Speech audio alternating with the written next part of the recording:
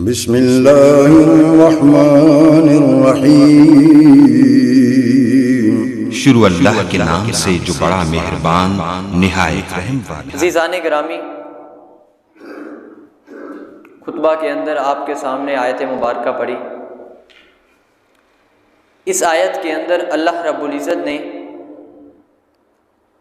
انسان کے اوپر اپنی 3 نعمتوں کا تذکرہ فرمایا۔ آپ یقین جانیے کہ اگر کوئی چیز اللہ رب العزت کی طرف سے انسان کو عطا کی گئی ہو اور اللہ رب العزت اس چیز کا تذکرہ بھی قرآن مجید کے اندر بیان فرماتے ہیں، تو اس بات پر یقین رکھیے گا کہ قیامت والے دن اس کے بارے میں اللہ رب العزت انسان سے پوچھ گچھ بھی کریں گے۔ اللہ رب العزت نے اس آیت کے اندر فرمایا، قُلْ هُوَ الَّذِي أَنشَأَكُمْ، اے نبی آپ ان لوگوں سے فرما دیے، وَجَعَلَ لَكُمُ السَّمْعَ، کہ میں نے تمہارے لیے کانوں کو بنایا، وَالْأَبْصَارَ، اور تمہاری آنکھوں کو بنایا، وَالْأَفْئِدَةَ، اور تمہارے دل کو بنایا، قَلِيلًا مَا تَشْكُرُونَ، مگر بہت ہی تھوڑے لوگ ہیں جو میرا شکریہ ادا کرتے ہیں۔ اللہ رب العزت نے ان 3 چیزوں کو قرآن مجید کے اندر بیان فرما کر ہمارے لیے ایک طریقہ اور نظریہ بیان فرما دیا کہ اے لوگو، اگر کوئی بندہ ان 3 چیزوں کو صحیح معنوں کے اندر استعمال کرتا ہے، ان 3 چیزوں کو اللہ رب العزت کے بتلائے ہوئے طریقے پر استعمال کرتا ہے، تو دنیا کے اندر اس کے اندر فلاح و بہبود ہوتی ہے، کامیابی ہوتی ہے، اور اس کی وجہ سے انسان کے لیے آخرت کے اندر بھی دائمی جنت اسے مل جاتی ہے۔ لیکن اگر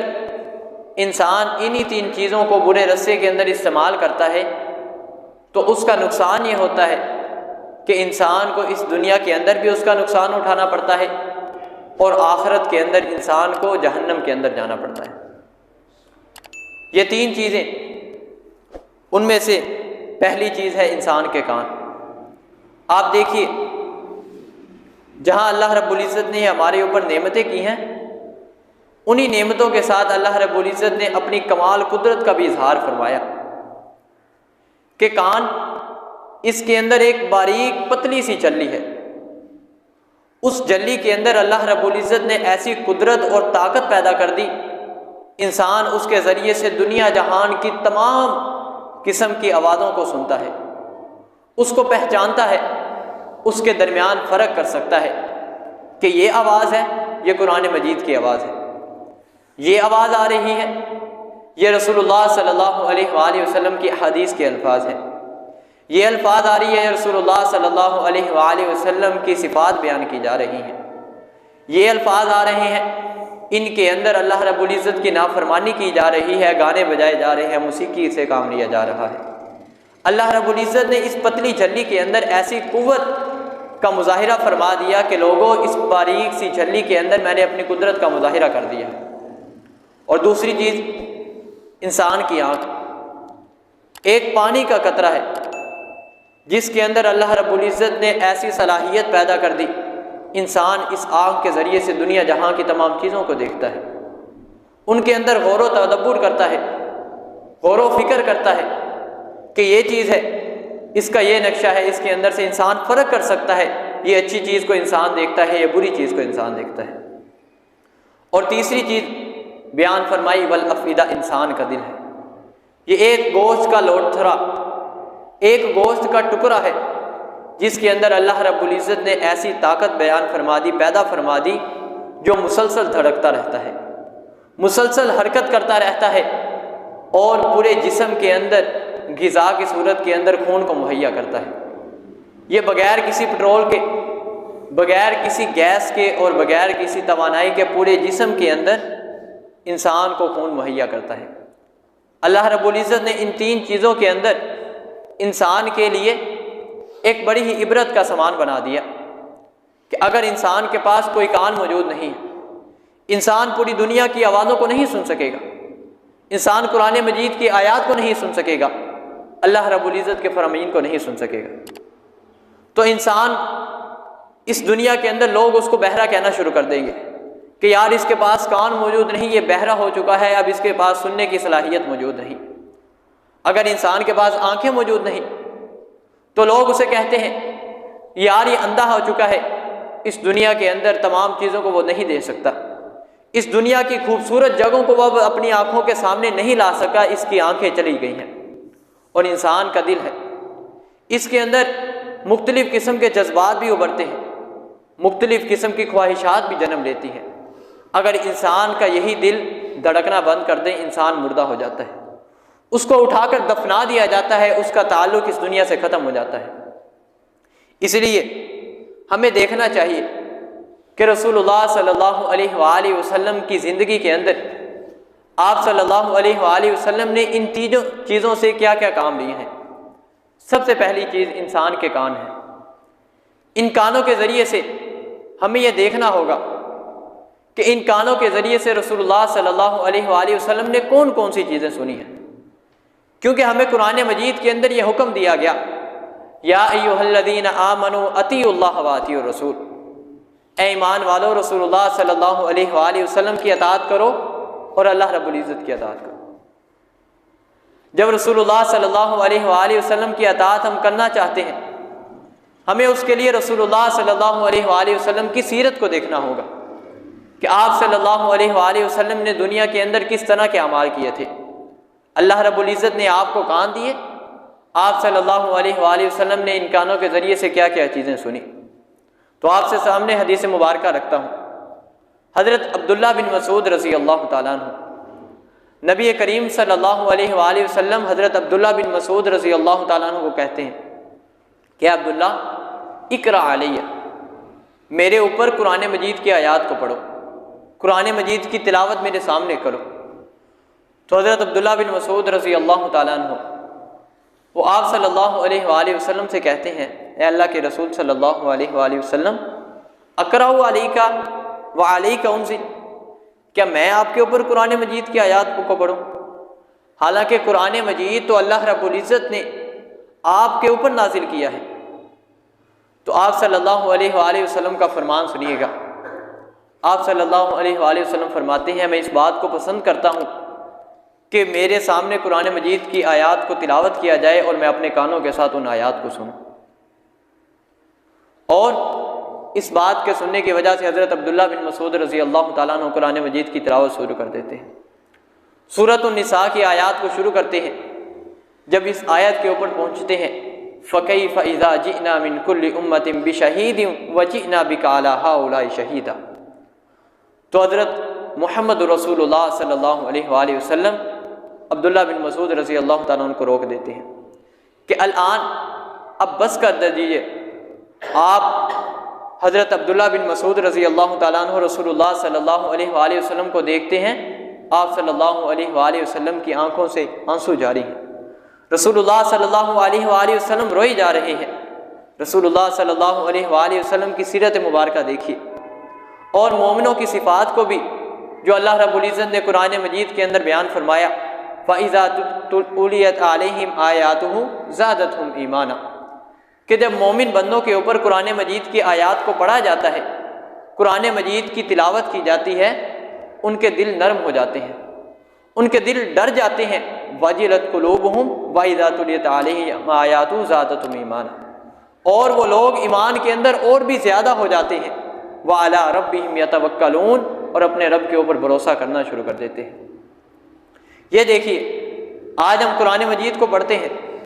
قرآن مجید کی آیات ہمارے سامنے تلاوت کی جاتی ہیں، مگر ہمارے اوپر قرآن مجید کی آیات کا اثر نہیں ہوتا۔ آج ہمارے دل اس قدر سخت ہو چکے ہیں کہ ہم نے قرآن مجید کے اندر تدبر کرنا، غور و فکر کرنا ہی چھوڑ دیا ہے۔ آج ہمیں لوگ کہتے ہیں کہ یار تم قرآن مجید کا ترجمہ نہ پڑھنا، گمراہ ہو جاؤ گے۔ مجھے بتلائیے کہ کون انسان ہے جو کتاب اللہ رب العزت نے انسانی ہدایت کے لیے نازل کی تھی، اگر انسان اسی کتاب کو پڑھ کر گمراہ ہونے لگ جائیں تو کیا فائدہ؟ اس لیے قرآن مجید کی آیات کو سمجھیے، قرآن مجید کو ترجمے کے ساتھ پڑھیے، تبھی جب انسان کے سامنے قرآن مجید کی آیات پڑھی جائیں گی، انسان ان کا معنی مفہوم سمجھ سکے گا، انسان سمجھ پائے گا کہ اللہ رب العزت ان آیات کے ساتھ میرے سامنے کیا مخاطب کر رہے ہیں، ان آیات کے اندر اللہ رب العزت نے میرے لیے کیا بیان کیا ہے، میں ان آیات کے تحت اپنی زندگی گزاروں گا۔ اللہ رب العزت نے ان آیات کے اندر مجھے اس کام سے منع کیا ہے، میں اس کام سے رک جاؤں۔ اس لیے قرآن مجید کو سمجھنے کے لیے قرآن مجید کو ترجمے کو پڑھیے اور اسی کے ساتھ ساتھ اپنی زندگی کو بٹھا لیے۔ اور اسی طرح سے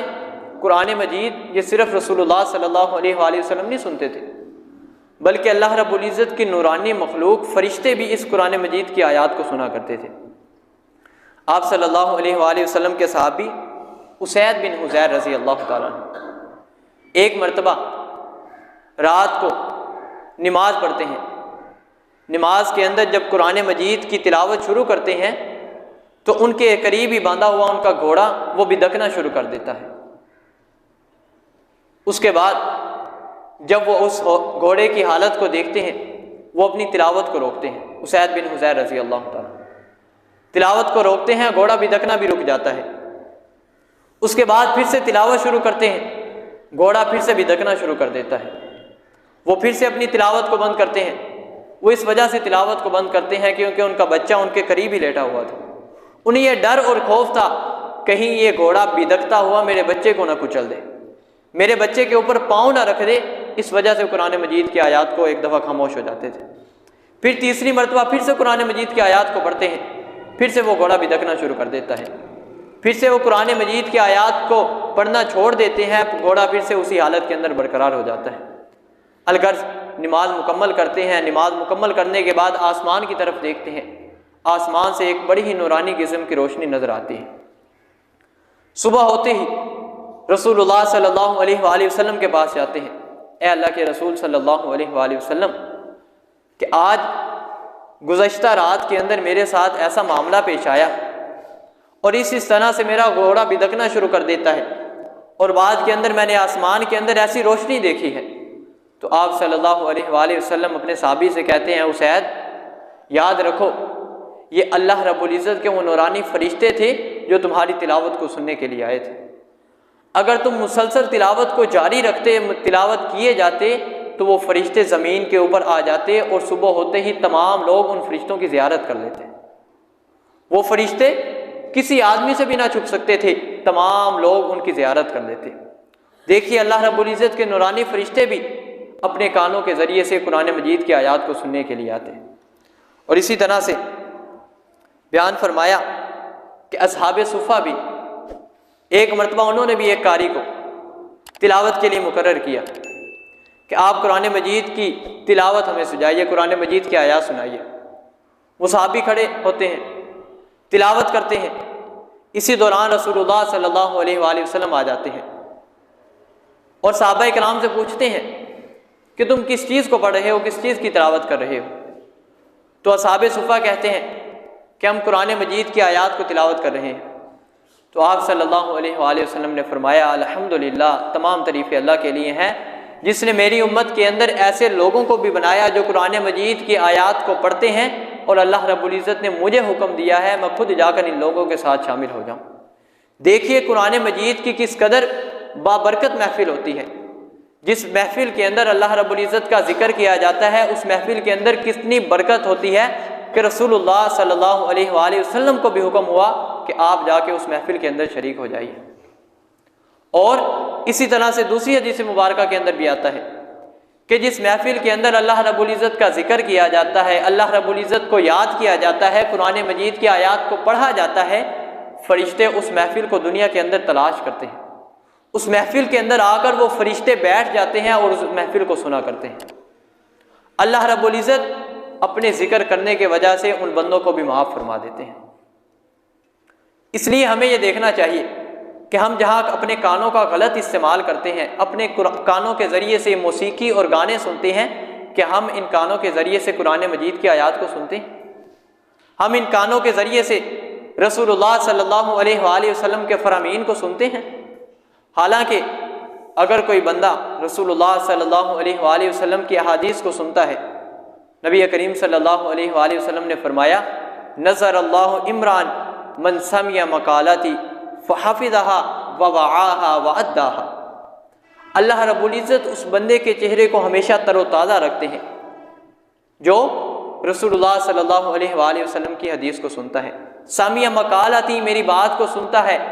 فحافظہا، اور اس بات کو یاد کرتا ہے، جو حدیث بیان ہوئی اس حدیث کو یاد کیا، ووعاہا، اسے بار بار دہراتا ہے، یاد کرتا ہے، واداہا، اور لوگوں کے سامنے بیان کرتا ہے، لوگوں کے سامنے گفتگو ہو رہی ہے، ایک محفل کے اندر بیٹھا ہے کہ یار ہم جہاں اور کوئی بات کر رہے ہیں، آؤ میں آپ کو تمہیں ایک حدیث سناتا ہوں۔ فحافظہا ووعاہا واداہا، لوگوں کے سامنے اسے بیان کرتا ہے۔ اللہ رب العزت اس بندے کے چہرے کو ہمیشہ تر و تازہ رکھتے ہیں۔ آپ نے نورانیت دیکھنی ہو نا تو شیخ الحدیث جو نیک لوگ ہوتے ہیں، جو دین کو پڑھنے پڑھانے کا کام کرتے ہیں، ان کے چہرے جا کے دیکھے کیجیے۔ اللہ رب العزت نے ان لوگوں کے چہروں کے اندر اس قدر نورانیت رکھی ہے، وہ کسی اور کے چہروں پر نہیں ہوتی۔ یہ حدیث کی برکتیں ہیں، یہ قرآن مجید کی برکتیں ہیں، جس کی وجہ سے اللہ رب العزت نے ان کے چہروں کے اندر اس قدر نور رکھا ہوا ہے۔ اور تیسری چیز جو ہمیں ان کانوں کے ذریعے سے سننی چاہیے، پہلے تو تھی قرآن مجید کی آیات کو سننا چاہیے، دوسری چیز رسول اللہ صلی اللہ علیہ وآلہ وسلم کی احادیث کو سنا جائے، اور تیسری چیز ہے انسان اچھی گفتگو کو سنا کرے۔ اللہ رب العزت نے قرآن مجید کے اندر بیان فرمایا، الذین یستمعون القول فیتبعون احسنہ اولئک الذین ھداھم اللہ واولئک ھم اولو الالباب، کہ وہ لوگ جو اچھی باتوں کو سنتے ہیں اور اسی اچھی باتوں کے تحت اپنی زندگی کو بھی گزارتے ہیں۔ اپنی پوری زندگی اگر کسی نے بیان کیا کہ یار جھوٹ نہیں بولنا، کسی کی غیبت نہیں کرنی، کسی کے ساتھ حسد نہیں کرنا، کسی کا مال ہڑپ نہیں کرنا، کسی کے ڈاکہ زنی نہیں کرنی، اچھی چیز کی گفتگو ہو رہی ہے، انسان اس کو سنتا ہے، سننے کے بعد انسان اس کے مطابق اپنی زندگی کو بھی ڈالتا ہے، اس کے مطابق اپنی عملی زندگی کو گزارتا ہے۔ اور اللہ رب العزت نے فرمایا اولئک ھداھم اللہ، یہی لوگ ہدایت یافتہ ہیں، واولئک ھم اولو الالباب، اور یہی لوگ عقل والے ہیں۔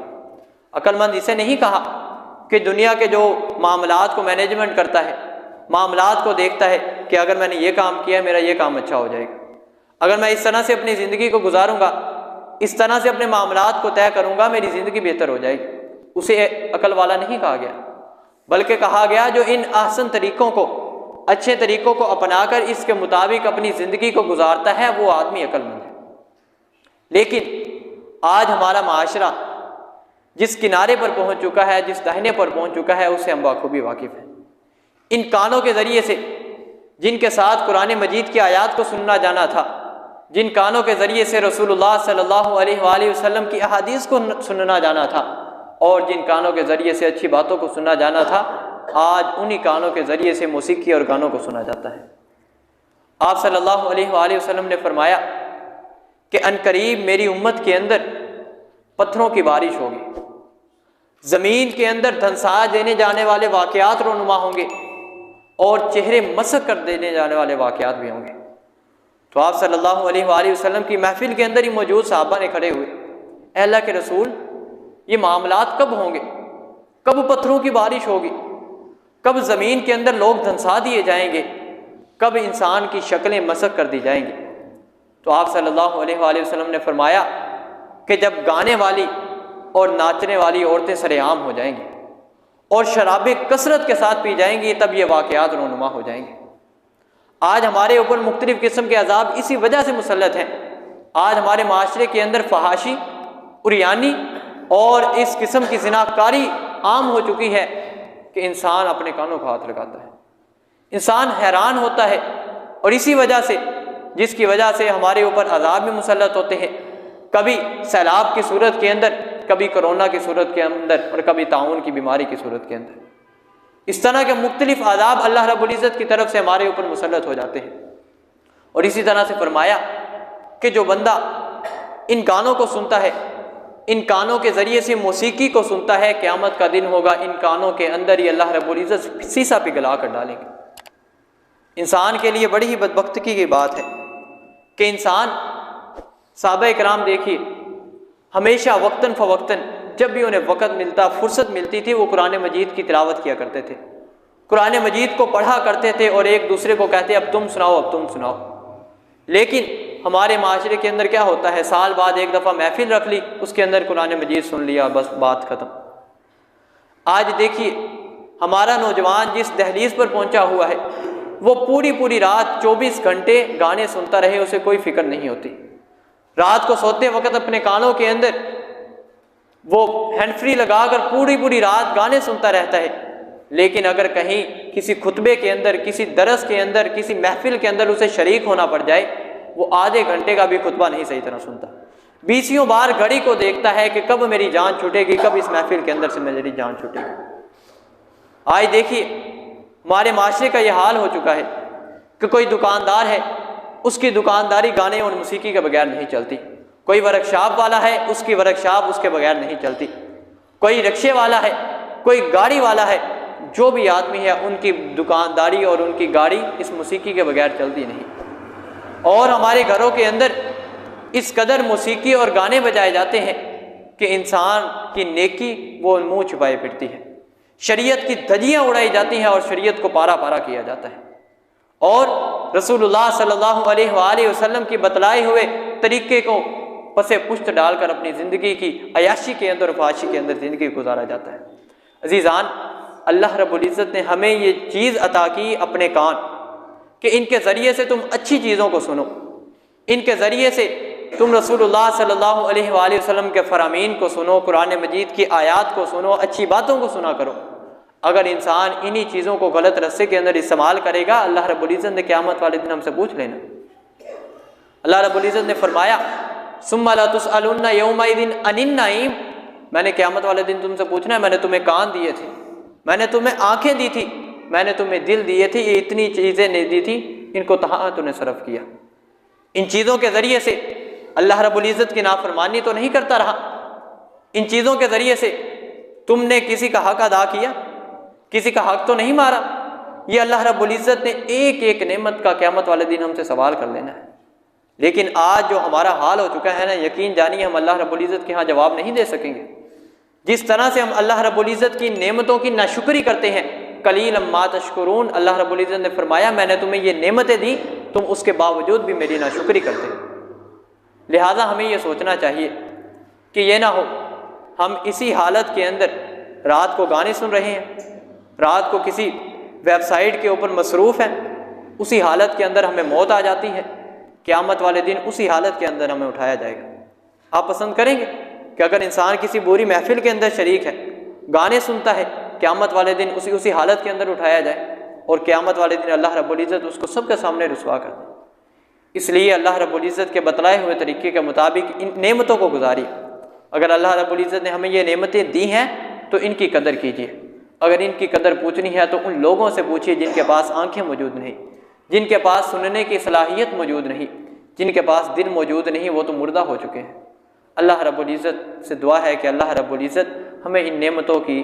قدر کرنے کی توفیق عطا فرمائے۔ اقول قولی ھذا استغفر اللہ لی ولکم ولسائر المسلمین۔